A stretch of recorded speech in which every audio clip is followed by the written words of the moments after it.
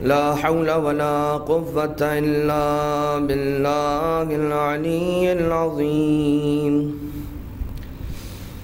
حسبنا الله ونعم الوكيل، نعم المولى ونعم النصير.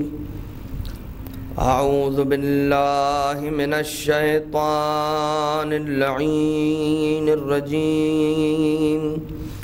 بسم الله الرحمن الرحيم. حمدا لك يا ذا الجود والإحسان والفضل والطول والامتنان، وصلاة وسلاما على من لا ينطق عن الهوى إن هو إلا وحي يوحى.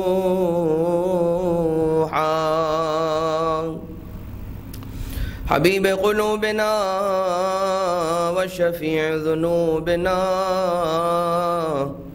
وطبيب نفوسنا، مولانا ومولى الثقلين، جد الحسن والحسين، أبي القاسم المصطفى محمد. اللهم صل على محمد وعلى آله الذين أذهب الله عنهم الرجس وطهرهم تطهيرا. اللهم صل على واللعنة الدائمة على أعدائهم أجمعين من الأزل إلى قيام يوم الدين. أما بعد، فقد قال الله تبارك وتعالى في محكم كتابه المجيد وفرقانه الحكيم، وقوله الحق وهو أصدق القائلين. بسم الله الرحمن الرحيم. ومن يعظم شعائر الله فإنها من تقوى القلوب. وقال رسول الله صلى الله عليه وآله وسلم: إن الحسين مصباح الهدى وسفينة النجاة. صلوات. اللهم صل على محمد وعلى محمد. لائق صد احترام مومنین اور مومنات، ہماری گفتگو کا سلسلہ آگے بڑھ رہا تھا اور بات یہاں تک پہنچی تھی کہ انسان اپنے آپ کو خدا تعالیٰ سے مخلص کرنے کے بعد اور اس راستے پر چلتے ہوئے اپنے ایمان کو درست کرتے ہوئے خالصتاً خدا تعالیٰ کے لیے عمل کو انجام دے گا، تو پھر وہ خدا تعالیٰ کی بارگاہ سے نہ فقط یہ کہ مقبول ہوگا بلکہ اس کی زندگی میں وہ اثرات کے جو اسی نیک عمل کے اثرات ہیں وہ نمودار ہونا شروع ہو جائیں گے. اور جیسا کہ آپ کی خدمت میں عرض کیا جا چکا ہے کہ ایمان دل کی اس کیفیت کا نام ہے کہ جب انسان کا یقین اپنے مراحل کو طے کرتا ہوا آگے بڑھتا ہے علم کے سائے میں،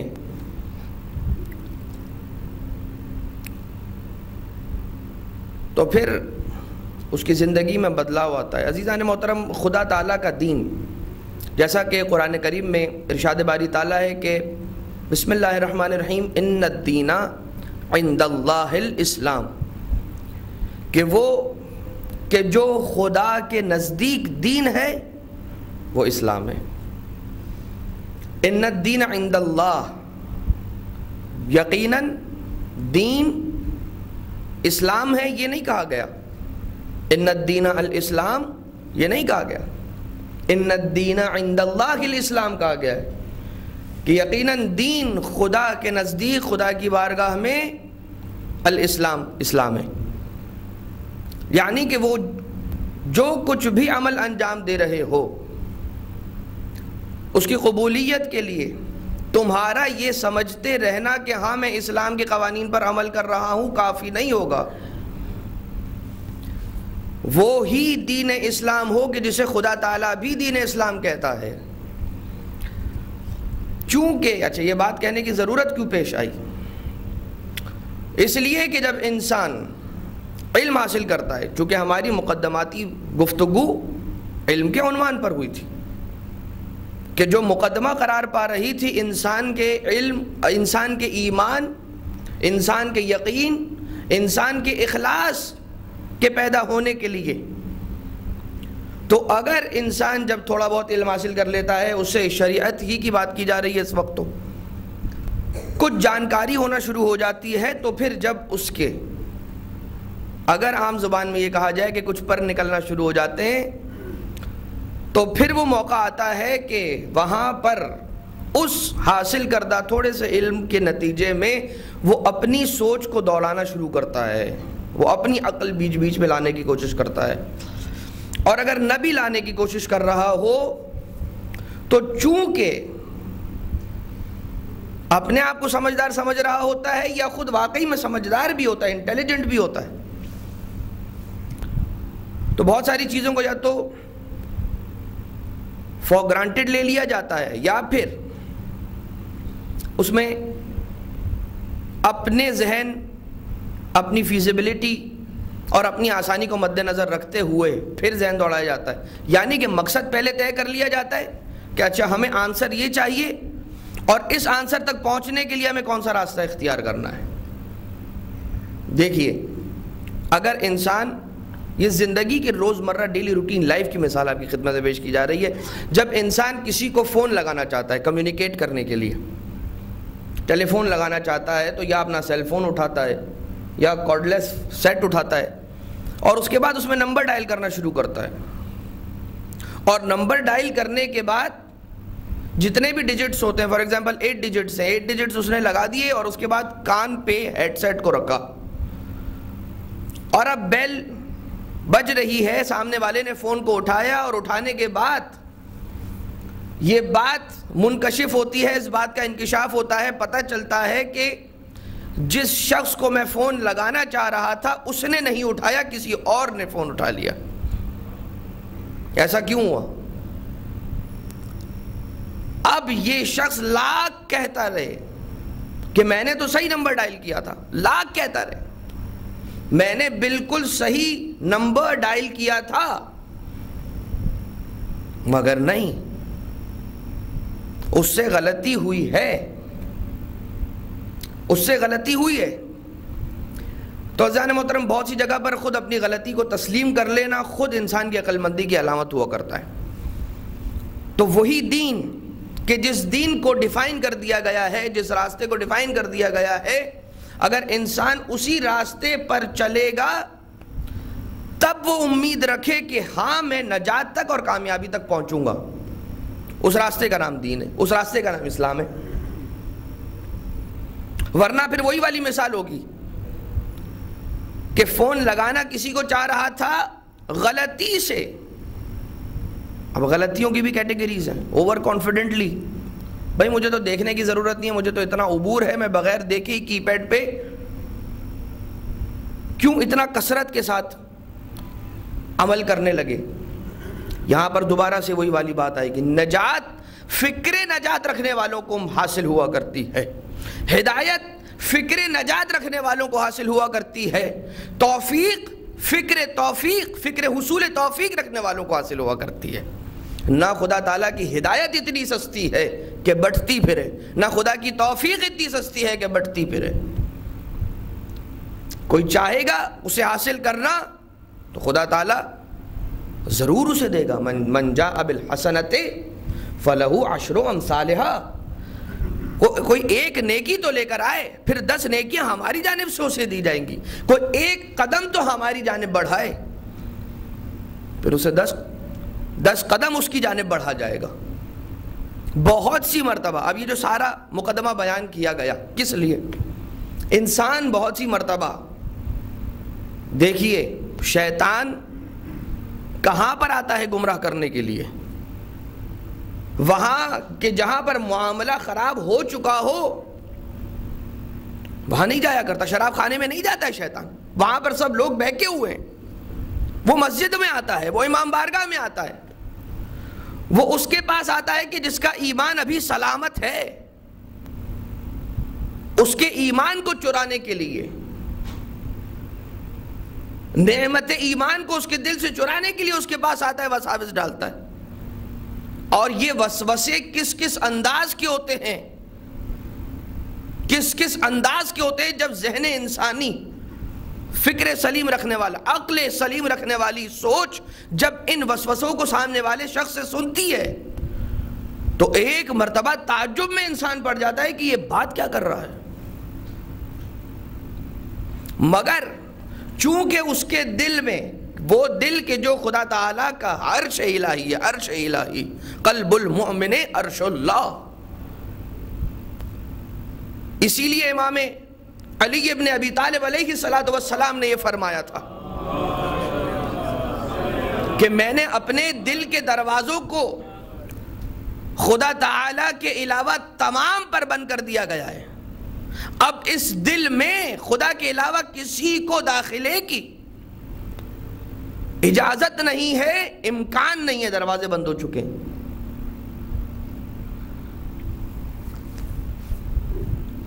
اور بات یہ آتی ہے کہ میں نے تو اتنی کتابیں پڑھی ہیں، میں تو فلاں فلاں درس میں جاتا ہوں، میں تو فلاں فلاں سیمینارز اٹینڈ کرتا ہوں، تو جو خیال میرے ذہن میں آئے گا وہ غلط ہو نہیں سکتا، بیکاز یو نو الحمدللہ میں اتنی محنت کر رہا ہوں۔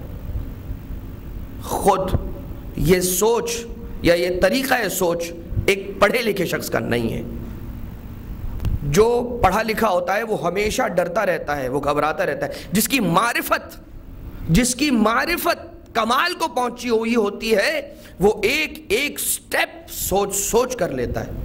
یہی تو وجہ ہے کیوں کہا گیا انسان اپنی چال کو، یعنی ہر قدم جو وہ بڑھاتا ہے آہستہ آہستہ آہستہ آہستہ، یعنی کہ توقف کے ساتھ، رک کر، وقفے لے کر۔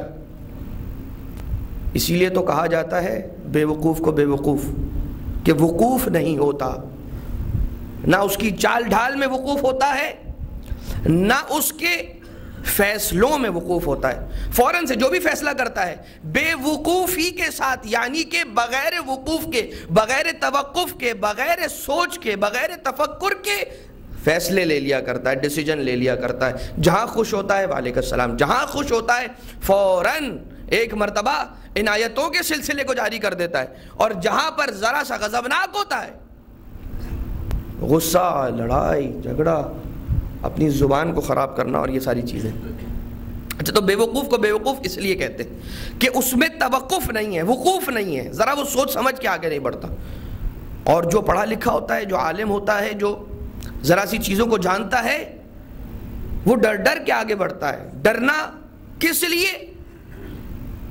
کہ میں جانتا ہوں، یا اگر فار ایگزامپل وہ یہی سوچے کہ میرے پاس 3 آپشنز ہیں، ان 3 میں سے مجھے کسی ایک کو آپٹ کرنا ہے، اب وہ ان تینوں آپشنز کے بارے میں سوچے گا، بار بار سوچے گا کہ اگر میں آپشن نمبر 1 کو آپٹ کرتا ہوں تو کیا ہوگا، بی تو کیا ہوگا، سی تو کیا ہوگا، کیا فوائد کیا نقصانات۔ عام طور سے مثال پیش کی جاتی ہے اس شخص کے بارے میں کہ جو خود ڈاکٹر تو نہیں ہوتا مگر ڈاکٹر کے ساتھ رہ کر کمپاؤنڈر بن جاتا ہے، اور ڈاکٹر کو بہت سارے امور انجام دیتا ہوا دیکھ کر، اس سے سیکھ کر نوبت یہاں تک آ جاتی ہے کہ وہ حتیٰ آپریشنز کرنا بھی سیکھ لیتا ہے، آپریٹ بھی کر لیتا ہے۔ یعنی وہ اتنا اس کے ساتھ رہا، جہاں ڈاکٹر جا رہا ہے، جہاں جو وہ کر رہا ہے اسے دیکھ رہا ہے، اسے سیکھ رہا ہے، سیکھ لیا، اب اسے کاٹنا پیٹنا بھی آ گیا۔ مگر جب اس میں اتنی طاقت پیدا ہو گئی کہ چھوٹے موٹے آپریشنز کر لیتا تھا، ڈاکٹر کو دیکھ دیکھ کے سیکھ لیا. ہوتا ہے نا ہمارے یہاں، کراچی میں تو بہت ہوتا ہے. اب جب اس نے دیکھا کہ یہ اتنا سمجھدار ہے، کاپی کرنے میں ماسٹر ہے، کہا کہ دیکھو ماشاءاللہ تم نے سب کچھ تو کر لیا ہے، ٹھیک ہے، اور میرے ساتھ کھڑے رہ کر تھوڑا بہت، نہ یہ کہا جائے کہ پوری طور پر، کلی طور پر، کیا ہی بہتر ہے کہ جو تھوڑی بہت چیز باقی رہ گئی ہے اس کا کورس کمپلیٹ کرو اور ایک ڈگری، ایک سرٹیفکیشن حاصل کر لو. کہا ٹھیک ہے، بالکل بالکل.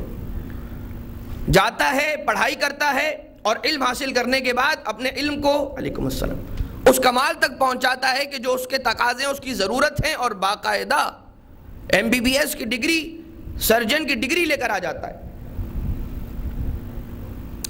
اب کہ جب اس کے سامنے مریض لایا گیا اس سرٹیفکیشن کے بعد، پڑھ لکھ لینے کے بعد، گہرائیوں کو سمجھ لینے کے بعد، وہی شخص کہ جو ناآشنائی کے انداز میں، ناآشنائی کے دور میں پورا آپریشن کر لیا کرتا تھا، اب کہ جب اس نے اپنے ہاتھ میں وہ چاقو اٹھایا، وہ نائف اٹھائی کہ جس کے ذریعے سے اس نے آپریشن شروع کرنا تھا، اس کے ہاتھ کانپنا شروع ہو گئے. وہ ڈاکٹر ساتھ کھڑا ہوا ہے، مسکرا رہا ہے، کہہ رہا ہے بابا کرو، آپریشن شروع کرو. اس کے ہاتھ کانپ رہے ہیں اور وہ کہہ رہا ہے کہ میں نہیں کر سکتا. کہا کل تو تمہاری یہ صورت تھی کہ بہت تیزی کے ساتھ ان کاموں کو انجام دے لیا کرتے تھے، آج کیا ہو گیا؟ اب تو تمہارے پاس باقاعدہ طور پر سند بھی آ گئی ہے. کہا مجھے کل جو بات پتہ نہیں تھی، مجھے آج اس کی معرفت حاصل ہو گئی ہے. اب مجھے وہ رگیں بھی سامنے نظر آ رہی ہیں. غلطی سے اگر کوئی رگ آگے پیچھے کٹ گئی،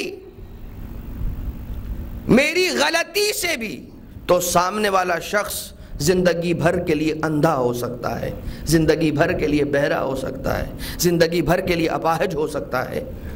جب معرفت کمال کو پہنچتی ہے تو پھر انسان کے دل میں خود بخود خوف آ جاتا ہے. وہ کچھ کہنے سے پہلے، وہ کچھ کرنے سے پہلے سوچ لیا کرتا ہے، سوچ سمجھ کر فیصلے لیا کرتا ہے، بے باکی کے ساتھ اور جرأت مندی کے ساتھ نہیں کیا کرتا کوئی کام.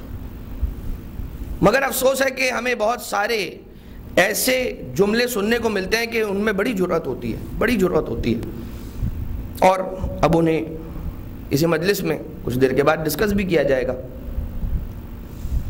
مگر بات بتلانا مقصد یہ کہ انسان کو پتہ تو ہو کہ جو وہ کر رہا ہے وہ کیا ہے، اور خدا تعالیٰ نے اس سے مانگا ہے تو کس صورت میں مانگا ہے. دین اپنی مرضی کا نام نہیں ہے، خدا تعالیٰ کے حکم کی تعمیل کا نام ہے. خدا تعالیٰ کی اطاعت کا نام دین ہے، اپنی مرضی کا نام دین نہیں ہے. یہ سارے جو مسائل ہوتے ہیں یہ کہاں سے جنم لیتے ہیں؟ جہالت سے، پتہ ہی نہیں ہوتا. اور دو قسم کے جاہل ہیں، ایک وہ جاہل کہ جو جانتا ہے کہ میں جاہل ہوں، دوسرا وہ جاہل کہ جو نہیں جانتا کہ میں جاہل ہوں. تو ایک وہ جاہل کہ جو جانتا ہے میں جاہل ہوں، وہ نسبتاً compared to the second one ذرا بہتر ہے، ذرا کم نقصان دہ، بلکہ یہ کہا جائے کم نقصان دہ. جبکہ جو دوسرا والا جاہل ہے وہ دوہرا جاہل ہے، وہ ڈبل جاہل ہے، کہ وہ خود تو جاہل ہے مگر یہ بھی نہیں جانتا کہ جاہل ہے.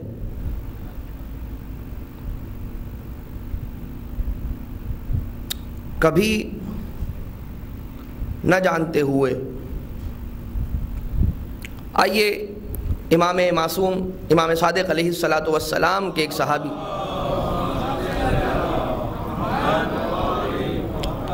بلکہ چوتھے امام کے یہ صحابی ہیں کہ جنہوں نے مولا کائنات سے اور ابن عباس، عبداللہ ابن عباس سے کسب فیض کیا.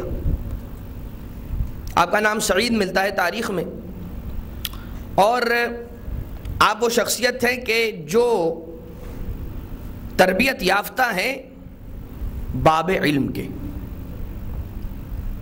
آقا علی ابن ابی طالب علیہ السلام کے در کے تربیت یافتہ ہیں. ان کی صحبت میں آپ نے وقت گزارا، ان سے علم حاصل کیا، ان سے دین کو سیکھا. تو اب ان کا یقین اور ان کا ایمان اور ان کا اخلاص کس لیول پر ہوگا وہ دیکھیے. ایک مرتبہ حجاج ابن یوسف ثقفی، وہ ظالم و جابر بادشاہ کے جس نے ظلم کی وہ پہاڑ سادات پر توڑے کہ اس سے بڑا سفاک بادشاہ ہمیں تاریخ میں نہیں ملتا. سادات کو دیواروں میں چنوایا گیا، نئے نئے انداز سے ان پر سخت سے سخت ظلم ڈھائے گئے. عجیب عجیب انداز، ظلم کی داستانیں ہیں اور کتابیں بھری پڑی ہوئی ہیں ان واقعات سے کہ جو مظالم کے واقعات ہیں. ایک مرتبہ حجاج کے دربار میں اس صحابی مولا کائنات اور صحابی امام چہارم کا ذکر ہوتا ہے، اور حجاج کہتا ہے جب وزیر نے بتلایا ہوگا کہ یہ وہ ہے کہ جس نے سرچشمہ علم سے علم کو حاصل کیا، یہ تو وہ ہے کہ جس نے اس گھر سے دین کو حاصل کیا کہ دین جس گھر میں نازل ہوا ہے. تو ایک مرتبہ کہا کہ اسے بلاؤ. جناب کمیل ابن زیاد نخعی کو شہید کروانے والا یہی حجاج، اور نہ جانے کتنے سارے اہل بیت کے چاہنے والوں کو قتل کروا دیا کرتا تھا، سادات کو قتل کروا دیا کرتا تھا، یوں ہی روا روی میں. بلوایا گیا جناب سعید کو، اور ان کے ساتھ وہ گفت و شنید کا سلسلہ شروع ہوا کہ تم ختمی مرتبت کے حوالے سے کیا خیال رکھتے ہو. کہا وہ رحمت للعالمین، وہ میرے سرکار ہیں، میں ان کے قدموں کی خاک کے بھی برابر نہیں ہوں. اور اس کے بعد وہ سوالات کا سلسلہ شروع ہوتا ہے، چند اور بھی شخصیات کے حوالے سے سوال کیا جاتا ہے، اور ان کے حوالے سے یہ حجاج پوچھتا ہے کہ یہ بتاؤ کہ اس وقت وہ ہستیاں اور وہ شخصیتیں جنت میں ہوں گی یا جہنم میں. تو جناب سعید کہتے ہیں دیکھو حجاج، نہ میں جنت کا دورہ کر کے آیا ہوں، نہ مجھے جہنم میں جانے کا کوئی اتفاق ہوا ہے، تو میں تمہیں کیسے بتا سکتا ہوں کہ کون کہاں پر ہوگا. اچانک اس کا لہجہ بدلا اور غضبناک لہجے میں حجاج یہ کہتا ہے کہ اگر تم چاہو تو میں تمہیں معاف کر سکتا ہوں، بشرطے کہ تمہیں مجھ سے معافی مانگنا ہوگی گڑ گڑا کر.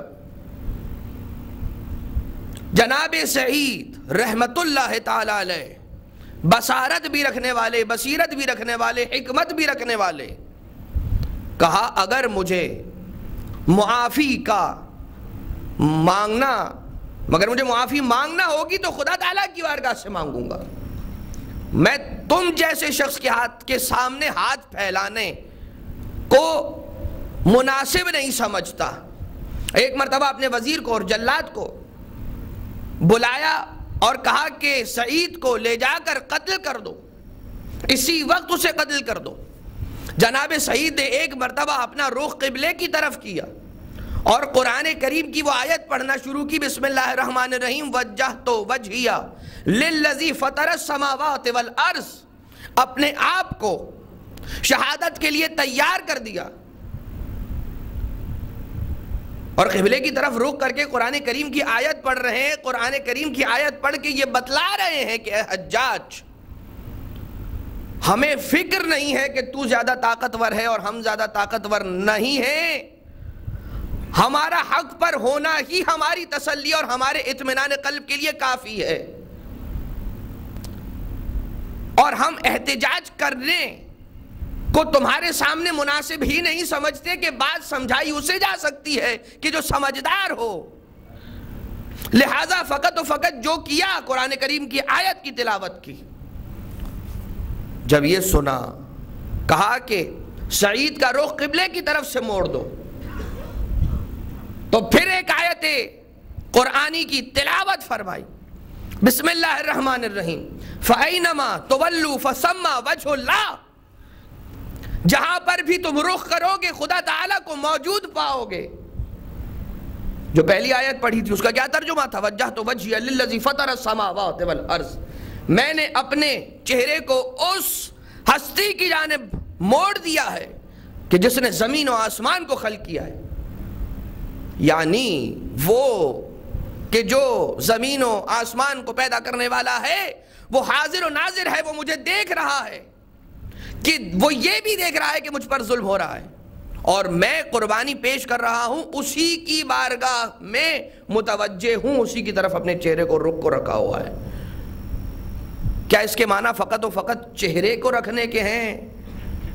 فقط چہرہ قبلہ رخ کر لینے سے خدا تعالیٰ کی طرف ہونا اور اس کے راستے پر ہونا کافی ہو جاتا ہے؟ نہیں، اس آیت کی تلاوت کے ذریعے سے بتلا رہے ہیں، اعلان کر رہے ہیں کہ اگر میرا چہرہ قبلے کی طرف ہے تو پھر میرے اعضاء و جوارح سے صادر ہونے والے اعمال بھی وہ ہیں کہ جو رضا الہی کے مطابق انجام پانے۔ وجہت وجہی للذی فطر السماوات والارض، سعید کا رخ قبلے کی جانب سے موڑ دیا جائے۔ بسم اللہ الرحمن الرحیم، فَإِنَّمَا تُوَلُّوا فَثَمَّ وَجْهُ اللَّهِ، کہ جہاں پر بھی تم اپنا رخ موڑ لو، جس رخ پر بھی کھڑے ہو جاؤ، وہاں پر خدا تعالیٰ کو موجود پاؤ گے۔ کہا سعید کو زمین پر چت لٹا کر ذبح کر دیا جائے۔ ایک مرتبہ پھر قرآن کریم کی آیت کو پڑھا، بسم اللہ الرحمن الرحیم، منہا خلقناکم وفیہا نعیدکم ومنہا نخرجکم تارۃ اخری، کہ ہم نے تمہیں اسی مٹی سے خلق کیا ہے، اسی مٹی میں واپس پلٹانے والے ہیں، اور اسی مٹی سے تمہیں دوبارہ مبعوث زندہ کر کے اٹھانے والے ہیں۔ جناب سعید کا یقین، ایمان تو دیکھیے۔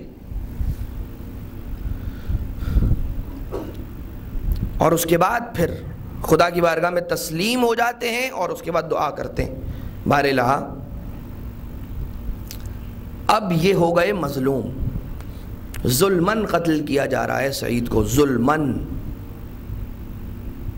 اور حق کی راہ پر ہوتے ہوئے اور حق کی راہ پر ہونے کی وجہ سے جناب سعید کو مارا جا رہا ہے۔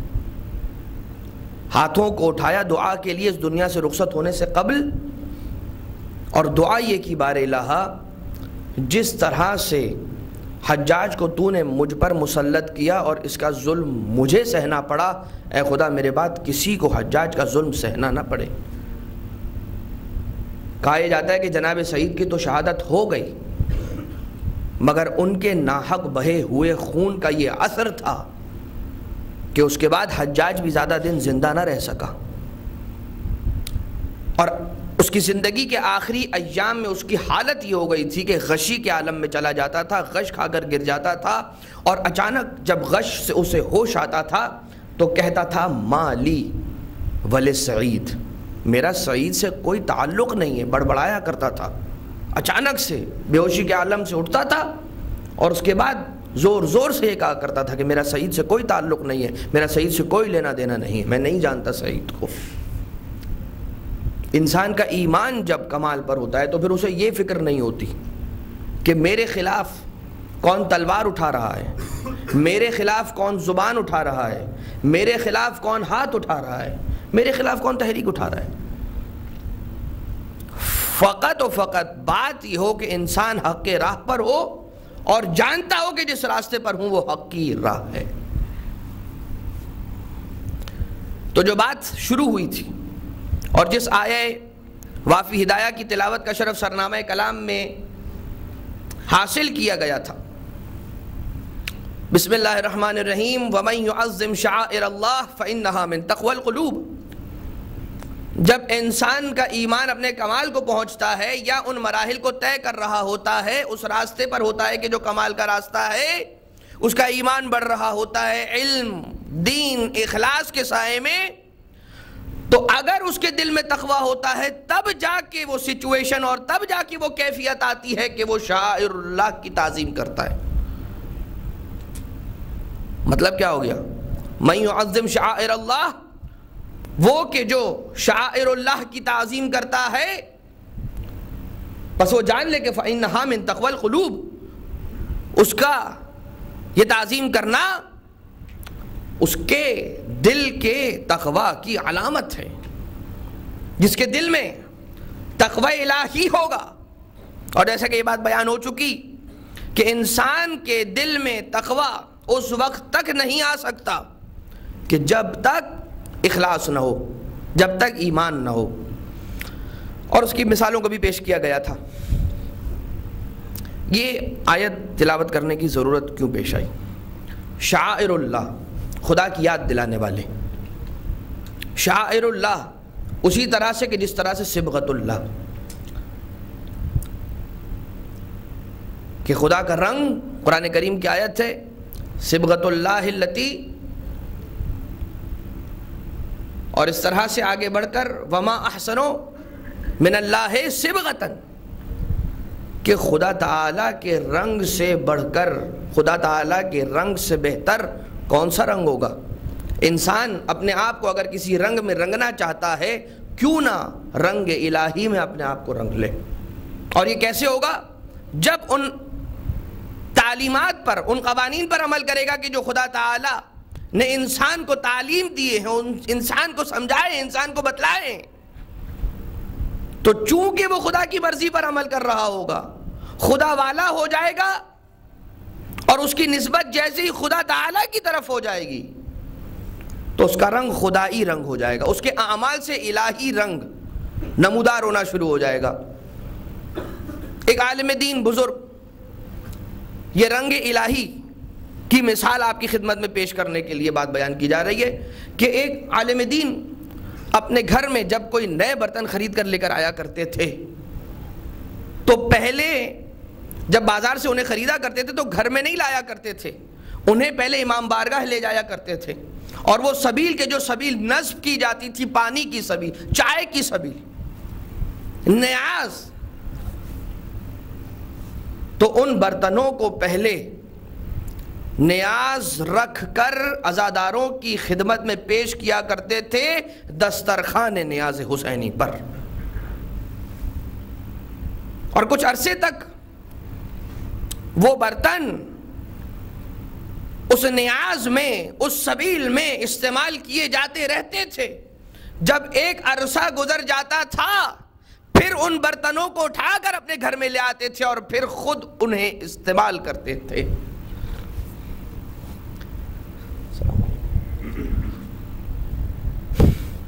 یہ کیوں کر رہے تھے ایسا؟ اب عالم دین ہے، مجتہد ہے، جانتے ہیں، جانکاری رکھتے ہیں، بصیرت کے ساتھ یہ کام انجام دیا ہے. اس لیے تاکہ وہ برتن کے، جن برتنوں کو وہ لا کر اپنے گھر میں اپنے استفادے کے لیے رکھنے والے ہیں، پہلے ان پر رنگ عزاء حسینی چڑھ جائے اور اس کے بعد پھر وہ اپنے استعمال میں لے کر آئیں. ہو سکتا ہے کہ آج کے بڑے بڑے انٹلیکچوئلز آ کر کھڑے ہو جائیں اور یہ سوال کریں مولانا دنیا کہاں چلی گئی؟ آپ ابھی تک یہیں پر رکے ہوئے ہیں، اٹکے ہوئے ہیں، پھنسے ہوئے ہیں. کہتے رہیے ہم عشق حسین میں مجنون ہو چکے ہیں، آپ نے جو کہنا ہے کہہ دیجئے، مگر وہ سکون اور وہ اطمینان کہ جو ہمیں عزائے امام حسین علیہ السلام سے حاصل ہوتا ہے وہ دنیا کے کسی دل کو اور کسی قلب کو نہیں ہوتا ہے. کیوں نہیں ہوتا؟ وہ اس لیے کہ اس کا دل، چلے اس کے ہاتھ ماتم کر بھی لیتے ہیں جن کا تعلق اگر دائرہ اسلام سے نہیں ہے، وہ بھی تو آقا حسین کا ماتم کرتے ہیں، مگر فرق کیا ہے؟ ایمان ہے، یہاں ایمان نہیں. تو اگر کوئی آ کر یہ سوال کرتا ہے کہ ہمیں عزاداری کی یہ رسم سمجھ نہیں آتی، بلکہ یہ نہ کہا جائے رسم، ربش، یا یہ عزاداری کی یہ بات ہمیں سمجھ نہیں آتی،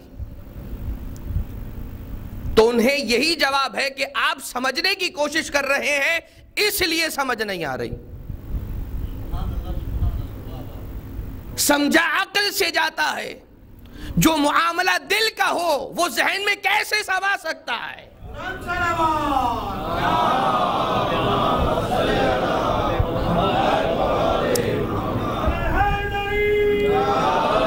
یہ معاملے عشق کے ہیں. اور یاد کہ جس عشق کو انجام دینے کا حکم خود باری تعالیٰ نے عنایت فرمایا ہے، اور یہ عشق وہ عشق ہے کہ جو ہر کسی کو نصیب نہیں ہوتا، جس کی توفیق ہوتی ہے اسے یہ عشق منانا ملتا ہے، اس کے دل میں یہ عشق سماتا ہے۔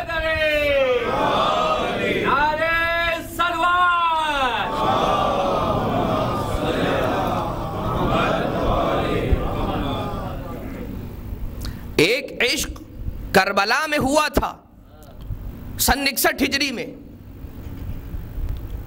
اور اب اسی کا تسلسل ہے کہ جو قیامت تک چلتا رہے گا دعائے سیدہ کی صورت میں۔ دیکھیے آقا حسین کا غم تو رکنے والا نہیں ہے نا، کوئی شک ہے اس بارے میں؟ سوال یہ ہے کہ یہ جو عزاء حسینی کا سلسلہ ہے یہ تو جاری رہنے والا ہے، یہ رکنے والا نہیں ہے عزیزان محترم، یاد رکھیے گا۔ فقط و فقط بات اتنی ہے کہ اس عزاء حسینی کو برپا کرنے کے لیے، اس میں شرکت کرنے کے لیے کون کون اپنا حصہ ڈالنا چاہتا ہے یہ اس کے نصیب کی بات ہے، یہ اس کے نصیب کی بات ہے، یہ اس کی توفیق کی بات ہے۔ جس طرح سے عجیب و غریب سوالات پیدا کیے جا رہے ہیں آج کل کے دور میں، سمجھ سے باہر ہے، اور یقیناً افسوس ہوتا ہے جان محترم جب سننے میں آتے ہیں۔ اور پھر احادیث ائمہ علیہ السلام کا مطالعہ کرنے کے بعد بات سمجھ میں بھی آ جاتی ہے کہ آخری زمانے میں شکوک و شبہات مومنین کے دلوں میں پیدا کرنے میں آئیں گے۔ شکوک و شبہات کو اب انہیں عام طور سے میں ایک ٹرمینالوجی دیتا ہوں ان شکوک و شبہات کو، عقائد کے وائرسز۔ یہ عقائد کے وائرسز کس صورت میں؟ سوالات کی صورت میں۔ فقط و فقط سوال ہے، آپ سے صرف سوال ہوگا، آپ سے صرف سوال ہوگا۔ آپ نے سوال سنا، وہ وائرس آپ کے جسم میں نہیں، آپ کی روح میں انٹر ہو گیا۔ اب اگر اس وائرس کو توڑنے کے لیے اینٹی باڈیز، یا یہ کہہ لیجیے کہ وہ دوا کہ جو اس وائرس کا سامنا کر سکتی ہے، وہ اینٹی باڈیز اگر اس کے دل میں موجود ہیں، اس کی روح میں موجود ہیں، تو پھر تو وہ وائرس اس پر اثر نہیں کرے گا، ختم ہو جائے گا۔ لیکن اگر اس کے پاس وہ اینٹی باڈیز نہیں تھے، یعنی کہ اگر اس نے ان بنیادی مسائل عقائدیہ کا علم حاصل نہ کیا تھا کہ جو وہ ویکسینیشن تھی کہ جس کے ذریعے سے اس کی روح میں عقائد پر حملہ کرنے والے وائرسز کا سامنا کروایا جانا تھا، جن کے ذریعے سے اگر وہ ویکسینیشن اس نے نہیں لگوایا ہے اور بڑے سکون و اطمینان سے بیٹھا ہوا ہے، تو یہ بتلائیے کیسے وہ سامنا کرے گا؟ یعنی کہ علم نہیں ہوگا اس کے پاس۔ آ کر اگر سوال کیا جائے گا کہ یہ بتاؤ، جدید دور ہے نا، ایڈوانسڈ دور ہے، یہ بتاؤ اتنے سال ہو گئے مجلس عزا کے لیے فرش بچھاتے ہو، کرسیاں کیوں نہیں لگاتے؟ کرسیاں لگا لیں۔ اگر اس سوال کو کوئی سنے اس کے پاس جواب نہ ہو، کیا کہے گا؟ عزیزان محترم، وہ وقت آنے والا ہے کہ جب ہمارے جوان، ہماری اولاد، اگر اس نسل کی اولاد نہیں تو اگلی نسل کی، نہیں تو اگلی نسل کی، خدا تعالیٰ سب کے ایمان کو اپنے حفظ میں رکھے، سب کے ایمان کو خدا سلامت رکھے، مگر کیا کوئی ایسا عمل بھی ہے کہ جو ہمیں انجام دینا ہے اور ہم اس سے غافل ہیں؟ بابا مجھے یہ بتاؤ کہ کائنات کی شہزادی جس جگہ پر آ کر زمین پر بیٹھتی ہو، کسی چاہنے والے کو کیسے گوارا ہو سکتا ہے کہ کرسی لگا کر بیٹھ جائے؟ کائنات کی شہزادی خاتون جنت اس فرش پر آ کر زمین پر ایک کونے پر بیٹھی ہو کہ جہاں پر عزاداروں نے اپنی جوتیاں اتاری ہوں، اور خود وہ یہ کہے کہ میں بلند مقام پر بیٹھنا چاہتا ہوں، میری روح قربان جناب سیدہ پر، میرا جسم قربان جناب سیدہ پر، میری جان قربان، میرے والدین قربان، جناب سیدہ تو بہت دور کی بات ہے، عزاداری پر میری جان قربان۔ بہت عرصہ ہو گیا ابھی تک رو ہی رہے ہو۔ ہم اور آپ کتنا روتے ہیں؟ 40 سال مسلسل روتے ہیں ہم اور آپ۔ اچھا تو یہ بتلائیے کہ مجلس عزا کا ہدف ہونا چاہیے، کوئی مجلس عزا کا کوئی ہدف ہوتا ہے، اگر وہ ہدف حاصل نہ ہوا تو مجلس عزا میں آنے کا کوئی فائدہ نہیں ہے۔ عجیب، یہ سوالات ہیں اور آج کل کے دور کے سوالات ہیں، وارد مسائل ہیں، یہ مبتلا بے مسائل ہیں۔ یہ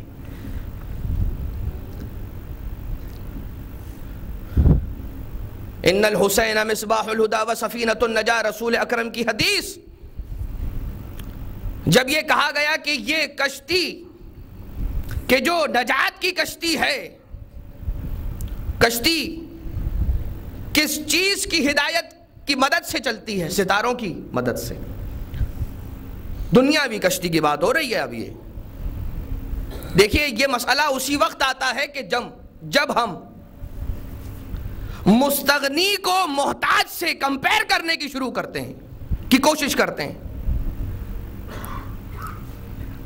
وہ جو سردار ہے اسے غلاموں کے ساتھ مقابلہ کرنا، اس کا تقابل کرنا، یہ ہماری غلطی ہے۔ کہا یہ گیا، مولانا فخر الدین رازی نے اپنی تفسیر میں لکھا کہ یہ حدیث تو بالکل ٹھیک ہے، مگر اہل بیت کی کشتی جو ہے، عام کشتی ستاروں کی مدد سے چلا کرتی ہے۔ بہت مختصراً آپ کی خدمت میں عرض کر دیا جائے، عام کشتی ستاروں کی مدد سے چلا کرتی ہے، اور ستارے عربی زبان میں نجوم کہا جاتا ہے۔ رسول یہ فرما رہے ہیں، رسول اکرم نے فرمایا، ان کے یہاں پر ایک حدیث ہے، چاہے وہ صحیح السند ہو یا خود اس پر ان کی ریزرویشنز ہو، اصحابی کا نجوم، کہ میرے صحابی ستاروں کی مانند ہیں۔ تو کشتی ہو گئی اہل بیت کی اور ستارے ہو گئے وہ اصحاب۔ یعنی کہ مولانا فخر الدین رازی اپنی تفسیر کبیر میں یہ فرما رہے ہیں کہ اگر اہل بیت کی کشتی بھی چلے گی تو اصحاب کے ستاروں کی ہدایت کی مدد سے۔ اب یہ سوال تو آ گیا اور بڑا ہی سٹرونگ ایک دعویٰ، اور اگر کوئی جانتا نہ ہو تو فوراً کنفیوز ہو جائے گا، بولے گا یہ بھی رسول کی حدیث، وہ بھی رسول کی حدیث۔ مگر پہلے سن لیجئے کہ اس حدیث کہ یہ جو اصحابی کا نجوم ہے، خود ہمارے برادران اہل سنت کے یہاں پر اس حدیث کے حوالے سے ریزرویشنز ہیں، وہ خود اس حدیث کو صحیح نہیں مانتے۔ چلیں، پھر ہمارے ایک عالم نے جواب دیا اس انداز سے کہ اگر ہم یہ فرض کرتے ہوئے کہ یہ حدیث ٹھیک بھی ہے تو فقط مولانا فخر الدین رازی سے ایک سوال کرنا چاہیں گے، ایک سوال، اور ہمارا سوال یہ ہے کہ آپ یہ بتائیے کہ آپ یہ تصور کر رہے ہیں کہ اہل بیت کی کشتی چل رہی ہے اور کسی مقصد، کسی ہدف تک پہنچنا چاہ رہی ہے، اور اس ہدف تک پہنچنے کے لیے ہدایت کی محتاج ہے، اور وہ ہدایت پاتی ہے ان ستاروں سے کہ جن ستاروں کو رسول نے یہ فرمایا۔ تو مجھے فقط اتنا بتلا دیجئے کہ رسول نے کیا کہا تھا؟ رسول نے یہ کہا تھا کہ جو اس کشتی میں نجات، جو اس کشتی میں سوار ہو جائے گا وہ نجات پا جائے گا، یا جب یہ کشتی چل کر اپنی منزل تک پہنچ جائے گی تو نجات پا جائے گا؟ میں سوال یہ کرنا چاہتا ہوں مولانا سے کہ یہ بتلائیے کہ کیا یہ کشتی کہیں پر پہنچنے کے لیے وسیلہ ہے، کسی منزل تک پہنچنے کا ذریعہ ہے، یا خود یہ کشتی منزل ہے جو اس منزل تک پہنچ گیا کامیاب ہو گیا؟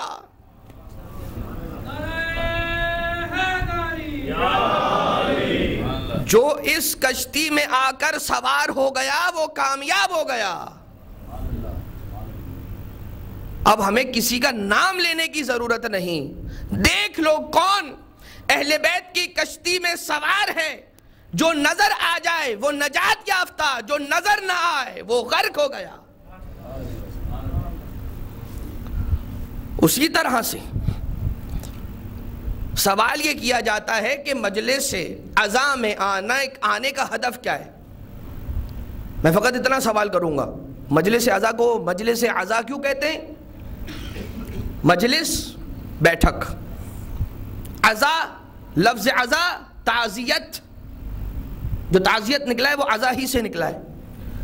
تعزیت یعنی مجلس عزا، مجلس تعزیت کسے تعزیت پیش کر رہے ہیں؟ رسول اسلام کو، رسول خدا کو تعزیت پیش کر رہے ہیں۔ کس بات کی تعزیت پیش کر رہے ہیں؟ سن 61 ہجری میں ان کا ایک نواسہ تھا، کربلا کے بن میں 3 دن کی بھوک و پیاس کے ساتھ عالم غربت میں مار دیا گیا تھا۔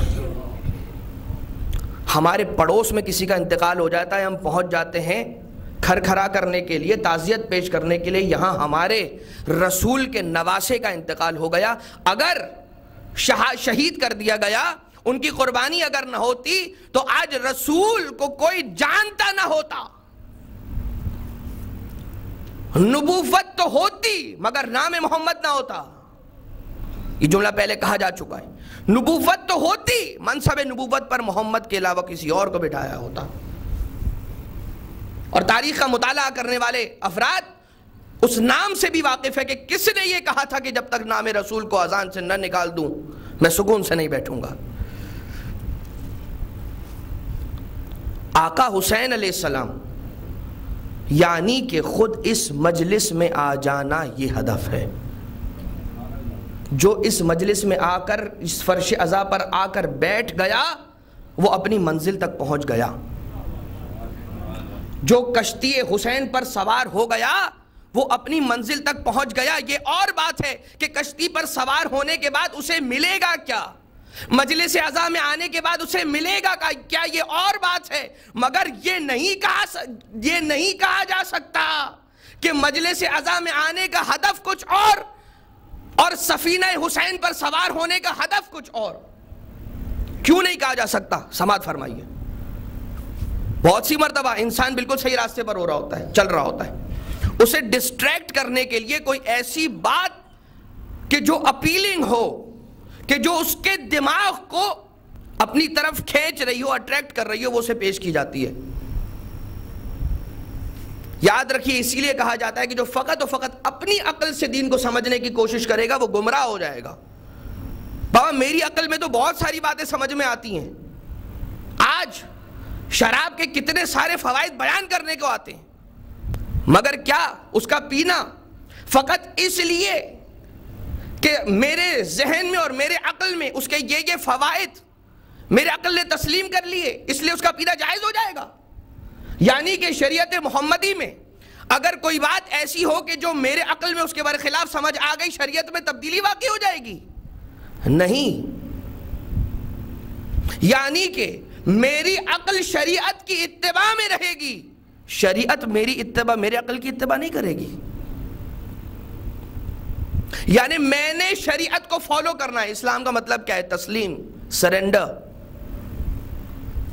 الاسلام هو التسلیم، یعنی میری روح بھی تسلیم، سرنڈر، میری آنکھیں بھی تسلیم، میرے ہاتھ بھی تسلیم، میری عقل اور میرا ذہن بھی تسلیم، اب کوئی میرا دل بھی تسلیم، یعنی کہ اب کوئی میری سوچ رہی نہیں، میں وہی سوچوں گا اپنی عقل سے کہ جو اسلام چاہتا ہے کہ سوچوں، میں وہی چاہوں گا اپنے دل سے کہ جو اسلام چاہتا ہے کہ چاہوں، وہی کروں گا اپنے ہاتھوں سے کہ جو اسلام چاہتا ہے کہ کروں۔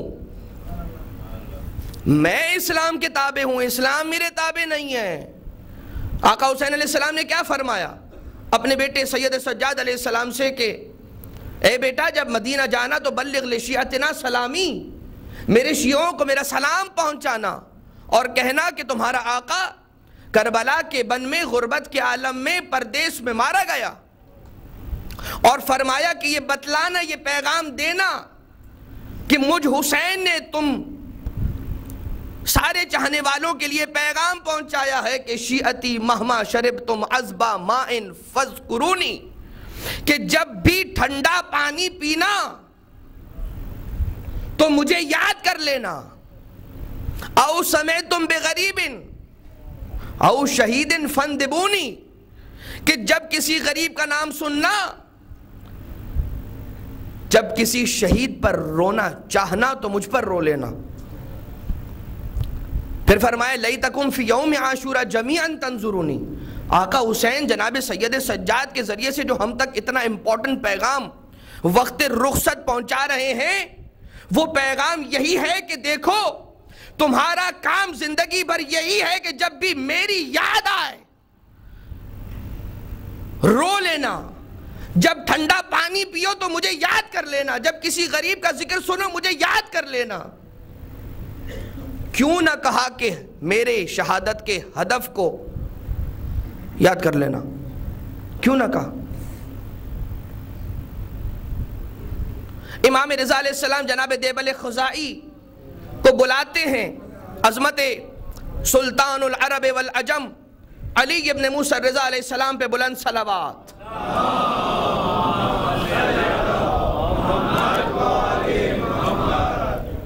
جناب دیبل خزائی کو بلایا، اے دیبل ہمارا سلام ہو تم پر۔ ساری دنیا علی ابن موسیٰ رضا کو سلام کرے، اور آقا علی ابن موسیٰ رضا علیہ السلام اس دیبل کو سلام کرے کہ جو اہل بیت کی مصیبت میں مرثیے لکھنے والا ہے۔ اے دیبل مرحبا تم پر کہ تم ہمارے مددگار ہو۔ اہل بیت کا مددگار دیبل، مصیبت کو یاد کروانے والا اہل بیت کا مددگار، پردے کو آویزاں کرنے والے خود امام رضا علیہ السلام خود کھڑے ہو کر پردے کو آویزاں کیا، خواتین کو پس پردہ بلایا گیا، مجلس امام حسین علیہ السلام برپا کی۔ آقا امام رضا علیہ السلام نے خود اپنی نظارت میں وہاں پر مجلس عزا کو برپا کر کے بتلا دیا کہ یہ ہدف ہے۔ جب ہم جمع ہو جاتے ہیں تو ہمارا ہدف یہ ہوتا ہے کہ کسی طرح سے ذکر حسین کی محفل ہو جائے۔ آج بھی آپ نے دیکھا ہوگا کہ چند مومنین جب بھی اپنے گھروں میں، خاص طور سے جب فیملی گیدرنگز ہوتی ہیں، رشتہ داروں کو بلاتے ہیں، بیٹھتے ہیں، کھانے پینے کی کوئی محفل ہوتی ہے، گیدرنگ ہوتی ہے، تو کہتے ہیں 2 جملے مصائب کے پڑھ دیجئے۔ میں جانتا ہوں ایسے مومنین کو، 2 جملے مصائب کے پڑھ دیجئے، یا زیارت عاشورہ پڑھ لیجئے، یا دعائے ندبہ پڑھ لیجئے۔ ہم آ کر بیٹھے تو ہیں ہی، کیا خوب ہو جائے کہ یہ محفل شہادت، ذکر شہادت حسین میں تبدیل ہو جائے، کیا ہی خوب ہو۔ ایسے افراد ہیں۔ اور مجھے یہ بتلائیے، وہ جو کہتے ہیں کہ ہدف ہدف ہدف، جب آقا امام زمان علیہ السلام تشریف لائیں گے،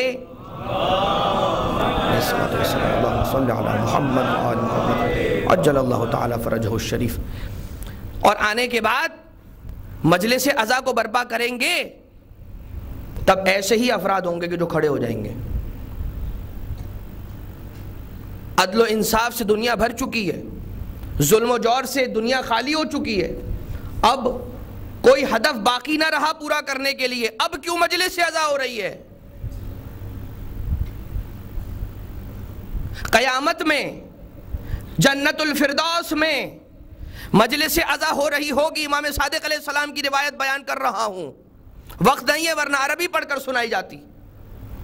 جب وہ مومنین وہاں پر اس مجلس میں بیٹھے ہوں گے، جب وہ سارے ایگزامز اور سارے امتحانات اور سارے حساب و کتاب کو کلیئر کر چکے ہوں گے، اور انہیں کہا گیا ہوگا کہ اب جاؤ اور جنت میں داخل ہو جاؤ، ہم فیہا خالدون، ہمیشہ ہمیشہ کے لیے وہاں پر رہو، تو جب وہ راستے سے جنت تک کا سفر طے کر رہے ہوں گے، جب دیکھیں گے وہاں پر مجلس عزا برپا ہوئی ہے، جنت کو ترک کر دیں گے، جا کر مجلس عزا میں بیٹھ جائیں گے، اور انہیں حوران جنت آواز دے دے کر بلا رہی ہوں گی کہ ہم ہی وہ ہیں کہ خدا تعالیٰ نے ہمیں تمہاری خدمت کے لیے یہاں پر مہیا کیا ہے۔ ہم اتنے عرصے سے، چونکہ تم خدا کے اطاعت گزار تھے، حسین کے غمخوار تھے، حسین کے عزادار تھے، آقا سیدہ کے پرصدار تھے، تمہاری انہی نیکیوں کی وجہ سے ہم منتظر ہیں. اور ان کے یہ جملے ہوں گے کہ ہم مجلس عزائے حسینی میں آنے والے اور ملنے والے لطف کے سامنے دنیا کی کسی لذت کا ادراک نہیں رکھتے. وہاں پر کیا ہدف ہوگا؟ ایسے زمانے آخر دوبارہ سے وہیں پر بات پہنچ جائے کہ جہاں سے ہم چلے تھے. آخری زمانے کی نشانی ہے شکوک و شبہات کو پیدا کیا جائے گا کہ جس کے نتیجے میں جوانوں کے ذہنوں میں یہ سوال آئے گا، خاص طور سے وہ بزرگان کے جو سالوں سے اعمال نیک کو انجام دے رہے ہوں گے، جب شکوک و شبہات پیدا کیے جانا شروع کریں گے تو ان کے ذہنوں میں سوالات پیدا ہو جائیں گے کہ ہمیں کنفیوژن ہونے لگا ہے کہ آج تک جو ہم کر رہے تھے وہ صحیح تھا یا جو بات اب آ رہی ہے یہ صحیح ہے. متوجہ ہیں عزیزو؟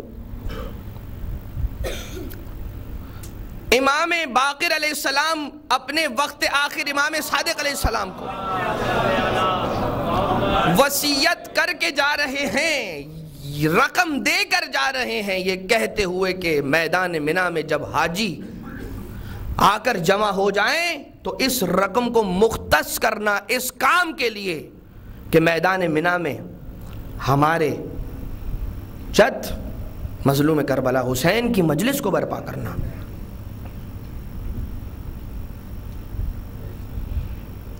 کیوں؟ چونکہ دنیا اسلام سے تعلق رکھنے والے سارے کے سارے کہ جن کا تعلق برادران ایمانی سے ہو یا برادران اسلامی سے ہو، سارے کے سارے خدا کا حج کرنے کے لیے آئیں گے، کعبے کا طواف کرنے کے لیے آئیں گے. ذرا انہیں بھی تو پتہ چل جائے کہ اگر کعبہ کسی کی قربانی، کسی کے خون کے صدقے میں باقی ہے تو وہ ذات حسین ابن علی کی ذات ہے. بس اب دامن وقت میں بالکل بھی گنجائش نہ رہی. باقی عرائض انشاءاللہ اسی حوالے سے، مجلس عزا کے حوالے سے، رسول اکرم کی حدیثیں، رسول اکرم کا وہ خواب کہ جس خواب میں آپ نے جناب حمزہ اور جناب جعفر کو دیکھا، اور کچھ اور باتیں اسی سے ریلیٹڈ کل کی مجلس میں انشاءاللہ آپ کے گوش گزار کی جائیں گی. مگر یہ سوال کرنے والے تو بڑی آسانی کے ساتھ سوال کر کے گزر گئے آگے. مجھے نہیں معلوم کہ وہ ان کے کون سے گناہ تھے کہ جن کی وجہ سے ان کے ذہنوں میں یہ سوالات آئے. مجھے نہیں معلوم کہ وہ کون سے مقدمات تھے کہ جو طے پائے کہ جس کی وجہ سے ان کا دل فقط و فقط ان کی زبان نے گوارا کیا کہ یہ سوال بھی اپنی زبان پہ لے آئیں. مجھے یہ بتلائیے کہ جس کے بیٹے کی موت ہو جاتی ہے، جب وہ آ کر کسی امام بارگاہ میں کہ جہاں پر اس کے بیٹے کا جنازہ رکھا جاتا ہے، یا اس غسل خانے کے باہر اگر آ کے بیٹھ کر رو رہی ہوتی ہے، کوئی جا کر اس سے یہ سوال کرتا ہے کہ تمہارے رونے کا ہدف کیا ہے؟ دیکھیے ایک بار پھر یہ کہہ رہا ہوں کہ اثرات تو ملنے ہی ہیں، مگر یہ کہا جائے کہ ہدف ہی کچھ اور ہے تو یاد رکھیے وہ ہمیں کسی خاص ہدف سے قریب نہیں کرنا چاہ رہے، مجلس عزا سے دور کرنا چاہ رہے ہیں. قرآن اٹھا کر جنگ بندی کرنے کا اعلان کرنے والے قرآن سے محبت نہیں کرتے تھے. وہ انسانوں کو، وہ علی کے چاہنے والوں کو جنگ صفین میں قرآن کے قریب لانا نہیں چاہ رہے تھے، علی ابن ابی طالب کی اطاعت سے دور کرنا چاہ رہے تھے. فقط و فقط اتنا بتلائیے، ہم اور آپ رو کے تھک جاتے ہیں، اس بیٹے کے رونے کا کیا عالم ہوگا جب پانی وضو کے لیے سامنے دیکھتے ہیں. جناب زین العابدین ایک مرتبہ کربلا کا رخ کرتے ہیں، کہتے ہیں السلام علیکہ یا ابا عبداللہ. یہی وہ پانی تھا کہ جو میرے بابا کو نہ دیا گیا، یہی وہ پانی تھا کہ جس سے اہل حرم کو محروم رکھا گیا. چھوٹے چھوٹے بچے خیموں میں اللہ تش کی صدائیں پکارتے رہے، پانی نہ دیا گیا. آقا سید سجاد اتنا گریہ فرمایا کرتے تھے، پانی مضاف ہو جاتا تھا، وضو کے قابل نہ رہتا تھا. ایک مرتبہ جب بازار سے گزرتے ہیں، قصاب اپنی دکانوں پر موجود ذبیحوں پر بڑی تیزی کے ساتھ حکم دیتے ہیں کہ اس ذبیحے پر کپڑے کو ڈال دیا جائے، کہیں ایسا نہ ہو حسین کا لال سجاد دیکھ لے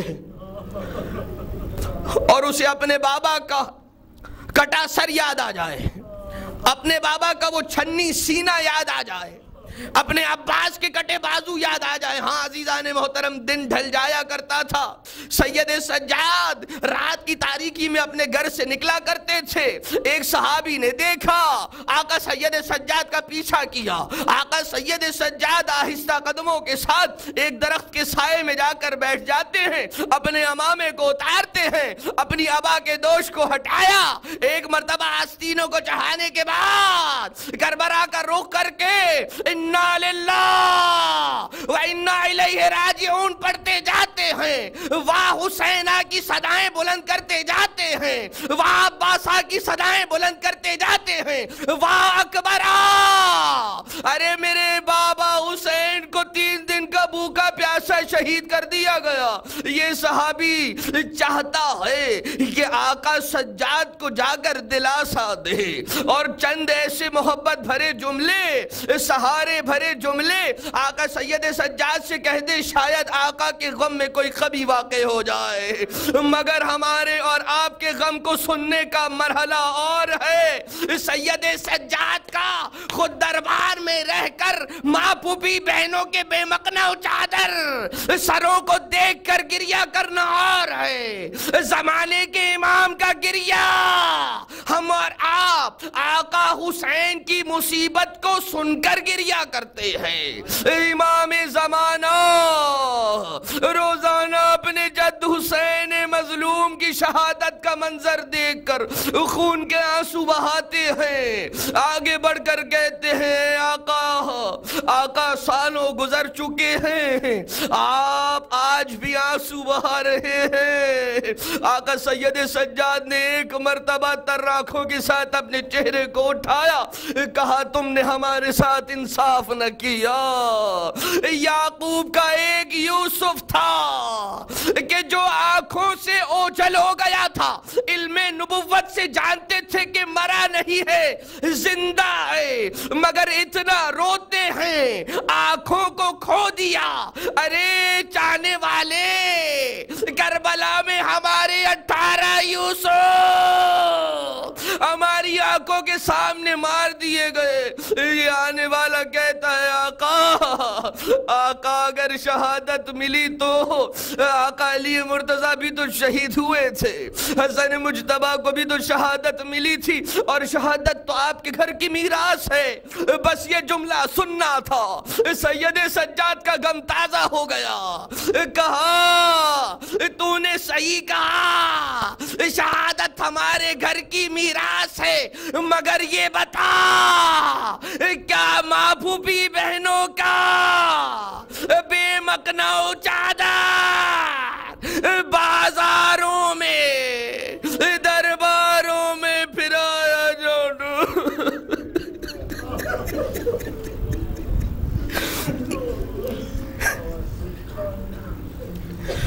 وَسَيَعْلَمُ الَّذِينَ ظَلَمُوا أَيَّ مُنقَلِبٍ ينقلبون۔ السلام علی الحسین